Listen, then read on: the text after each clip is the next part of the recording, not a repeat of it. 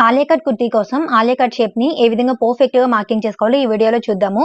As it ఈస్‌గా మనం long ఫ్రాక్స్‌ని design చేసుకునేటప్పుడు బాడీ పార్ట్ కోసం ఎట్లయితే మార్కింగ్ చేసుకుంటామో వేస్ట్ లూజ్, చెస్ట్ లూజ్ అన్నీ కూడా అదే విధంగా మార్క్ చేసుకోవాలి. ఇక్కడొచ్చేసి మనం బ్యాక్ పార్ట్‌ని అండ్ అలానే ఫ్రంట్ పార్ట్‌ని సెపరేట్ చేసుకోవాలన్నమాట. సెపరేట్ చేసుకొని ఓన్లీ ఫ్రంట్ పార్ట్‌కి మాత్రమే ఆలియా కట్ షేప్‌ని అయితే మనం కట్ చేసుకోవాలి. ఇక్కడ చూడండి నేను నెక్ కూడా మార్కింగ్ చేసేసి కటింగ్ చేసేసాను. ఇప్పుడు మనం ఆలియా కట్ షేప్‌ని అయితే ఓన్లీ ఫ్రంట్ పార్ట్‌కి మాత్రమే మార్క్ చేసుకోవాలి.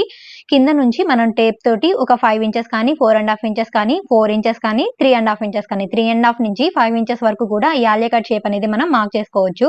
ఇక్కడైతే నేను 3½ ఇంచెస్‌కి అయితే మార్క్ చేశాను. ఇక్కడ నుంచి మనం ఈ పాయింట్ దగ్గరికి స్కేల్ తోటి ఇట్లాగా క్రాస్‌గా లైన్ అనేది డ్రా చేసుకొని ఆలియా కట్ షేప్‌ని అయితే కటింగ్ చేసుకోవాలన్నమాట. చాలా సింపుల్ అండి. ఇది ఓన్లీ ఫ్రంట్ పార్ట్‌కి మాత్రమే మనం కట్ చేసుకుంటాము. బ్యాక్ పార్ట్ వచ్చేసి నార్మల్ గానే ఉంటుంది. ఆలియా కట్ షేప్ అనేది ఎంత బ్యూటిఫుల్‌గా రెడీ అయిపోయిందో ఈ విధంగా మనం డ్రెస్‌కి ఆలియా కట్ షేప్‌ని కట్ చేసుకోవాలి.